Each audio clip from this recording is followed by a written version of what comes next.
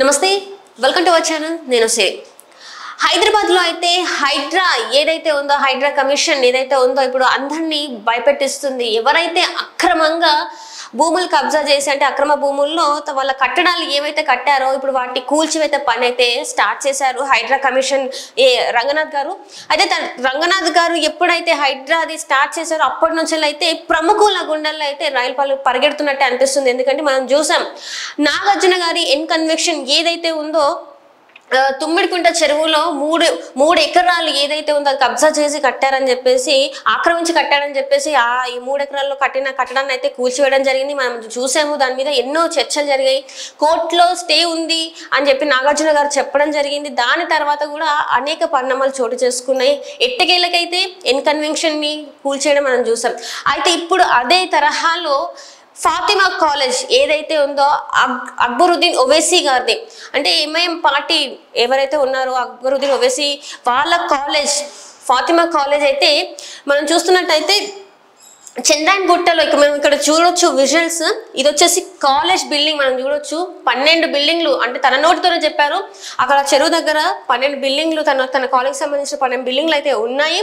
ఇప్పుడు ఏదైతేనే మన హైడ్రా అక్రమ కట్టడాలు కూల్చివేత స్టార్ట్ చేసిందో, ఇప్పుడు అందరికి ఎవరెవరైతే నాయకులే కావచ్చు, సెలబ్రిటీసే కావచ్చు, ఎవరైనా కూడా భయపడాల్సిన పరిస్థితి అయితే ఏర్పడింది. ఇప్పుడు ఈ బిల్డింగ్ ఏదైతే ఉందో, ఫాతిమా కాలేజెస్ ఏదైతే ఉందో అక్కడ కూల్చివేత ప్రారంభిస్తారు అని చెప్పేసి కూడా కొన్ని వార్తలు అయితే వస్తున్నాయి. ఏదైతే ఇప్పుడు ఫాతిమా కాలేజ్ ఉందో అది రేపు కూల్చివేయడానికి రంగం సిద్ధం చేస్తున్నట్టయితే మరి వార్తలు వస్తున్నాయి. ఇప్పుడు ఇక్కడ మీరు చూస్తున్నట్టయితే ఇది కాలేజ్ చూడండి.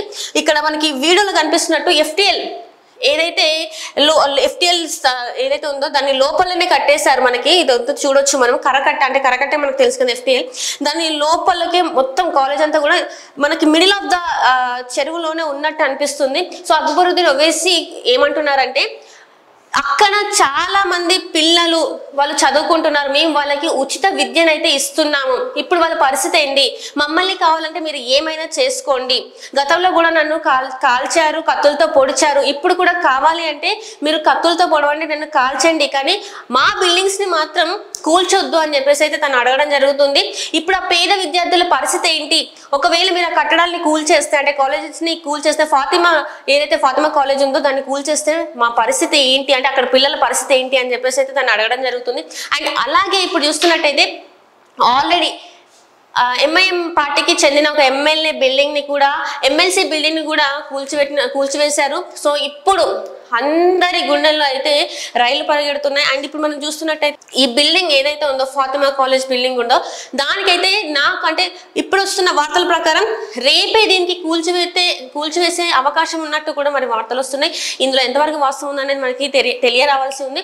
సో ఇట్లనే హైదరాబాద్లో అయితే ఇప్పటివరకు హైడ్రా కమిషన్ చాలా వరకు బిల్డింగ్స్, అది ఏదైనా కావచ్చు, అందరికీ సంబంధించింది, అది సెలబ్రిటీసే కావచ్చు, ఏవైనా అక్రమ కట్టడాలు ఏదైతే ఉందో వాటికి సంబంధించిన కూల్చివేతలు అయితే జరుగుతున్నాయి. ఇది కూడా ఇప్పుడు కొనసాగింపు జరుగుతూనే ఉంది. దీని మీద రంగనాథ్ కూడా చాలా, అంటే అన్ని రకాలుగా మేము అన్ని రకాలుగా వివరాలు సేకరించిన తర్వాతనే అది కబ్జాకి గురైందా లేదా, అది ఏంటి చెరువులోకి ఉందా లేదా అనేది పర్టికులర్గా అన్ని మేము చూసిన తర్వాతనే ఇలాంటి చర్యలు తీసుకుంటున్నాం అన్నట్టు కూడా రంగనాథ్ గారు చెప్పడం జరుగుతుంది. అదే సంగతి.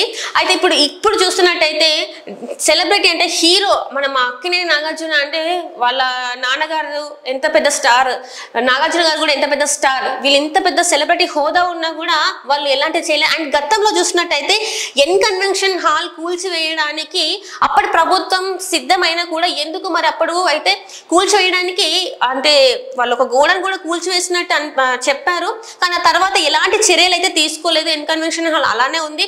అండ్ దీని మీద కూడా గతంలో కొంతమంది హీరోలు కేసీఆర్ గారితో మాట్లాడారు వాళ్ళ భూముల గురించి అని చెప్పేసి కూడా కొన్ని వార్తలు అయితే మనం విన్నాము. అందుకే వాళ్ళ అక్రమ కట్టడాలు ఎప్పుడు కూడా, అంటే అక్రమ కట్టడాలకి సంబంధించి ఎప్పుడు కూడా ఇట్లాంటివి కూల్చివేతలు అనేవి జరగలేదు. కానీ ఇప్పుడు మాత్రం రేవంత్ రెడ్డి గారు ఒకటే చెప్తున్నారు, పర్యావరణాన్ని రక్షించడానికి. ఎందుకంటే ఇక్కడ హైదరాబాద్లో తాగునీటి సమస్య చాలా వరకు అయితే ప్రారంభమైంది. ఇక్కడ చాలా వరకు చాలా ప్లేసెస్లో ఇప్పటికైతే తాగునీరు అయితే అందలేని పరిస్థితి.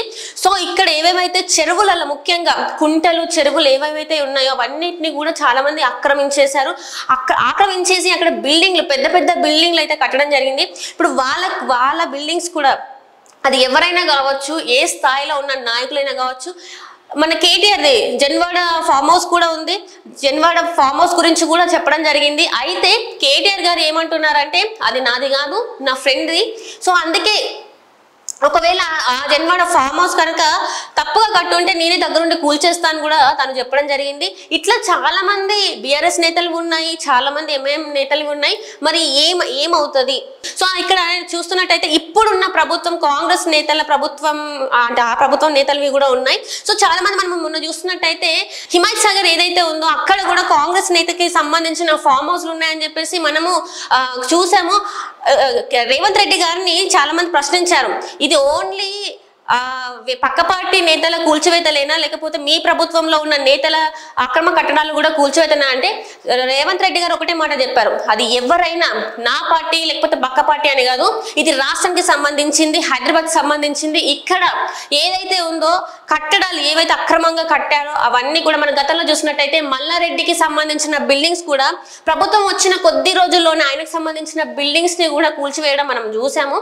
సో ఇట్లా అక్రమంగా ఎవరెవరైతే బిల్డింగ్లు కడుతున్నారో, అక్రమంగా కబ్జా చేస్తున్నారో, బిల్డింగ్లు లేపుతున్నారో వాళ్ళకి ఖచ్చితంగా వాళ్ళ బిల్డింగ్స్ అయితే కూల్చివేస్తారని చెప్పేసి హైడ్రా కమిషన్ రంగనాథ్ గారు కూడా చెప్తున్నారు. అండ్ అలాగే రేపు చూసినట్టయితే ఏదైతే ఎంఐఎం పార్టీ నేత అక్బరుద్దీన్ ఓవైసీ బిల్డింగ్ ఫాతిమా కాలేజ్ ఉందో దాన్ని కూడా, ఎందుకంటే అది ఎఫ్టీఎల్ లోపలికి అంటే ఎఫ్టీఎల్ మీ దగ్గరికి వచ్చే లోపలలోనే చెరువు లోపలికి అయితే కట్టేస్తారు. మీరు చూస్తే క్లియర్గా మనకు అర్థమవుతుంది ఎలా కట్టారు ఏంటి అనేది. అక్కడ చాలా మంది విద్యార్థుల్ని అంటే అది ఉమెన్స్ కాలేజ్ అనమాట, చాలా మంది పేద విద్యార్థులకి మేము ఉచిత విద్యను ఇస్తున్నాం. వాళ్ళు ఒకటే రీజన్ చెప్తున్నారు, వాళ్ళ పరిస్థితి ఏంటి, వాళ్ళ అకాడమిక్ ఇయర్ పాడైపోతుంది, మీరు దాన్ని కూల్చొద్దు అని చెప్పేసి అయితే అంటున్నారు. మరి రేపు ఫాతిమా కాలేజ్ బిల్డింగ్స్ ని హైడ్రా కమిషన్ కూల్చివేస్తారా లేదా ఏంటి, ఎలాంటి సిచ్యువేషన్స్ రేపు ఉండబోతున్నాయి అనేది అయితే మనం చూడాలి.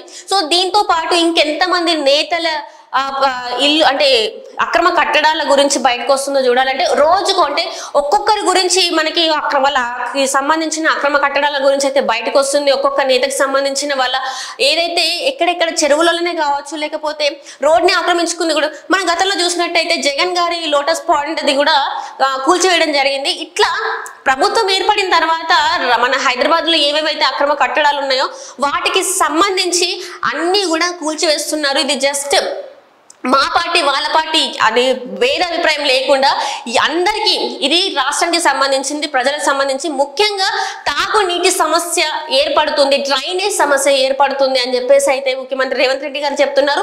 మరి చూడాలి ఎలాంటి ఎవరెవరి నేతలకు సంబంధించిన బిల్డింగ్లు ఇంకా కూల్చివేసే పనిలో ఉన్నారు, మరి ఏమవుతుంది రేపటి రోజున, మరి కాలేజ్ పరిస్థితి ఏంటి, మరి అక్బరుద్దీన్ ఓవైసీ ఎలా రెస్పాండ్ అవుతారు రేపటి. మరి ఇప్పుడు వస్తున్న వార్తల ప్రకారం ఇంకా రంగం అయితే సిద్ధమైపోయింది ఫాతిమా కాలేజ్ ని కూల్చివేయడానికి. మరి చూడాలి మరి కొంత అంటే ఇంకెంతమంది అయితే నాయకులు ఉన్నారో వాళ్ళందరూ కూడా రేవంత్ రెడ్డి గారికి ఫోన్ చేస్తున్నట్టు మరి సమాచారం ఉంది. మరి ఎలాంటి యాక్షన్స్ తీసుకుంటారు అనేది మనం వేచి చూడాలి. Thank you so much.